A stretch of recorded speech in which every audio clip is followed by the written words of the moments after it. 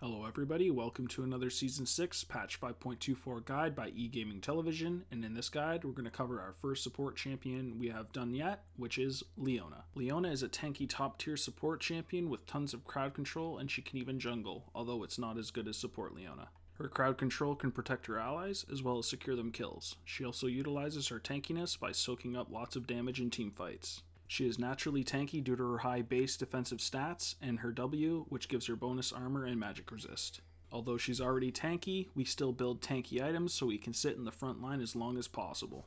In this guide we're going to cover her pros and cons, masteries, runes, summoners, abilities, ability leveling order, item build, and some tips and info for Leona as well. Now we're going to look at Leona's pros and cons, starting with her pros, the first one being that she is a very tanky frontliner. Leona is very tanky as she has high base defensive stats, being in her health, MR, and armor, and Eclipse, which raises her armor and magic resist as well.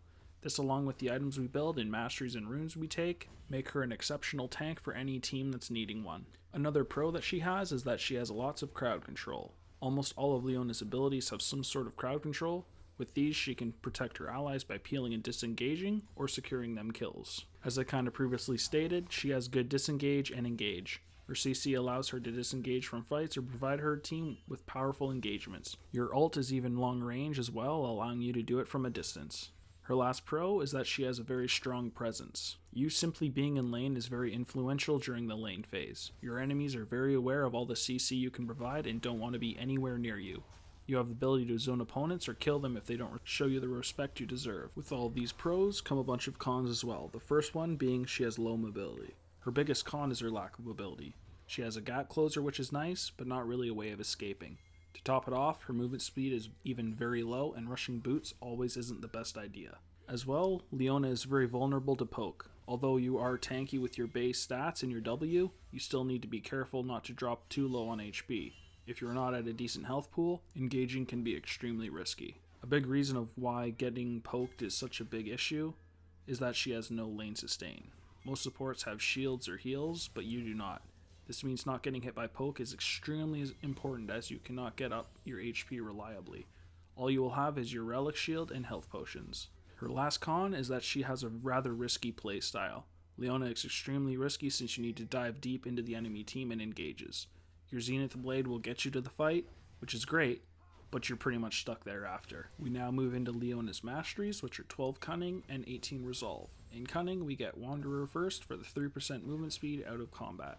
We follow that up with Secret Stash, so our potions and elixirs last 10% longer, and our health potions are replaced by biscuits. We then move into Merciless, so we deal 5% increased damage to champions below 40% health. And then finally we get Bandit, so we gain 1 gold for each nearby minion killed by an ally, and gain 10 gold when hitting an enemy champion with a basic attack, which is on a 5-second cooldown. We then move into Resolve, getting Recovery for 2 health regen per 5 seconds, and Explorer, which is 15 move speed in Brush and River. We then go deeper, getting Runic Armor, which is shields, healing, regeneration, and lifesteal on you are 8% stronger, and Insight, which reduces the cooldown of summoner spells by 15%. We then move into Legendary Guardian, which is plus 3 armor and magic resist for each nearby enemy champion, and Bond of Stone, which is plus 3% damage reduction, which is increased to 6% while near allied champion. 6% of damage taken by the nearest allied champion is dealt to you instead. With all of these masteries, we end up getting some gold generation, some tankiness, and protecting our AD carry as well in the lane. For her runes, we first get 9 greater marks of armor, 9 greater glyphs of magic resist, 9 greater seals of health, and 3 greater quintessences of armor.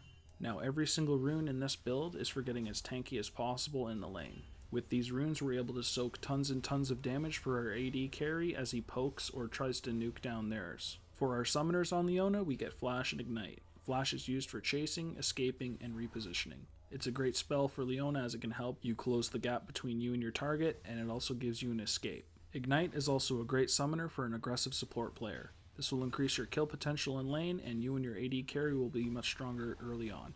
Exhaust is much better, however, late game, so pick it wisely. If you're with an AD carry that is traditionally somewhat passive, I would recommend taking Exhaust over Ignite. But if you are going for kills, then it is way better to take Ignite. Now we're going to look at each of Leona's abilities, starting with her passive, which is called Sunlight. Leona marks enemies with sunlight for 3.5 seconds each time she damages them with an ability. Allied champions consume sunlight on enemies they damage, dealing between 20 and 140, based on level, bonus magic damage. Now this passive is actually pretty good. You can actually do a lot of damage to the enemy champions in bot lane, especially if you hit them with the ability and then your allied AD carry hits them for the extra damage. It just adds a little bit of an extra oomph to getting them out of the lane or taking control of the lane. Now we look at her Q, which is called Shield of Daybreak. Leona's next basic attack gains 30 range, deals bonus magic damage to her target, and stuns them for 1.25 seconds. Shield of Daybreak also resets Leona's auto attack timer and accelerates her next basic attack. The bonus magic damage is between 40 and 160, plus 30% AP. The cost is between 45 and 65 mana, and the cooldown goes from 11 to 7 seconds. This is one of your strongest abilities, and like it says, when it's activated, it stuns the target on her next auto attack. This includes enemy champions, but also neutral monsters, enemy towers, minions, and wards. The fact that you can use this Q on wards especially is something to note. Since your Q resets your auto attack, if you react quickly enough, you can auto attack, then Q, then auto attack, and kill a ward before it even disappears. Doing this combo can actually chunk most supports if they're squishy enough. Next is Leona's W, which is called Eclipse. Leona charges herself with sunlight, gaining bonus armor and magic resistance for 3 seconds. She then erupts at the end of the duration, dealing magic damage to all nearby enemies and keeping Eclipse's bonuses for an additional 3 seconds if she damages at least one target. The bonus armor is between 20 and 60 plus 20% bonus armor. The bonus magic resistance is also 20 to 60 plus 20% bonus magic resistance, and the magic damage is between 60 and 260 plus 40% AP. The range is 270, the cost is 60 mana, and the cooldown is 14 seconds. You pretty much just use this ability whenever you're fighting, whenever you're taking damage, or whenever you engage. It has a very low mana cost of 60 mana at all ranks, and you can afford to use it all the time. This is the main ability we level, as it makes you extremely tanky. As well, you get to do a bunch of damage. If you're teamed with something like a Corki, you can actually burst targets down if you're leveling this first. Her last basic ability is called Zenith Blade, and it is her E. Leona projects a solar image of her sword, dealing magic damage to all enemies it passes through, dashing to the last enemy champion struck, and rooting them as she travels. The magic damage is between 60 and 220, plus 40% AP. The range is 875, the speed is 2000, the cost is 60 mana, and the cooldown goes down from 13 to 9 at max rank. Now there's a few things about this ability. The first one, you can actually use it as a pushing tool. Zenith Blade hits multiple units and applies sunlight to all of them. This means that if you have a Graves or a Corki or something you're teamed with, if you E them and then they Q them, the minion wave will die. Another thing is that people can actually intercept your E. If you're against something like a Thresh, if you're charging in with it, if he flays you, you'll actually not get to the destination. One bad thing about this ability is that if the enemy AD carry or something dashes away while you target them, you will be dragged along with them. So if they jumped into their tower, you're going along for the ride. Her last ability is called Solar Flare, and it is her ultimate.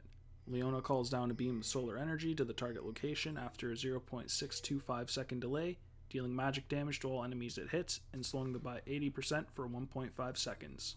Enemies in the center of the flare are stunned instead for the same duration. The magic damage is between 150 and 350 plus 80% AP.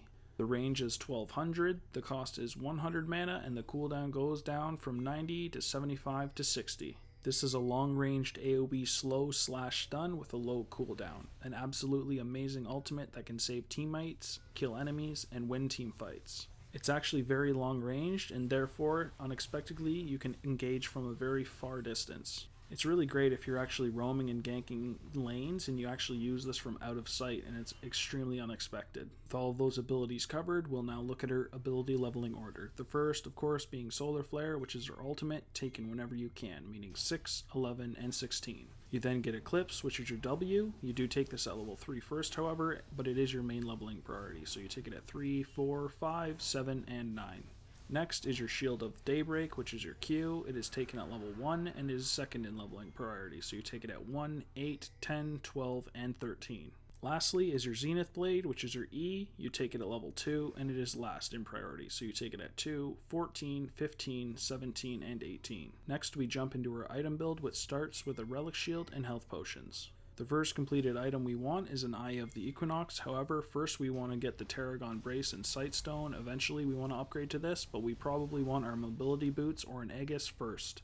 So after we get the mobility boots, we then go into a Locket of the Iron Solari for the health, cooldown reduction, health regen, magic resist, and the aura giving magic resist, plus it even gives a shield when activated. We then get a Dead Man's Plate, so we get tanky ourselves, and then we get a Mikhail's, so we can take CC off of our AD carry as long as there is a lot of champions with CC on the enemy team. We then finish this off finally with the Randuins to get even tankier. Some alternatives to this would be a Banshee's Veil if we needed some magic resist, a Righteous Glory if we needed it for the engage, or a Frozen Heart if there was a lot of enemies that relied on auto attacks. Leona is a champion that works with a lot of different AD carries, however, to get the most effect, something like a Corki or a Twitch or even a Graves is really good. Despite being a really tanky champion, Leona can actually dish out some decent damage. If she's teamed with an AD carry like a Graves or Corki, which actually does huge burst, they can insta-gib targets. You can still make other AD carries work, of course, like say you were with an Ashe, which doesn't have any burst, but you can chain CC, so that's a great combination as well. That pretty much covers my guide. I'd like to thank you guys for watching. If you guys liked it, please like and subscribe. Please note as well that we do actually have a holiday giveaway skin video up. I will be putting a link in the annotations as well as the description. As long as you guys are subscribed and you go to that video and post a comment, you are eligible for a skin giveaway, which is on January 1st. Thanks again for watching, and I hope to see you guys in the next guide.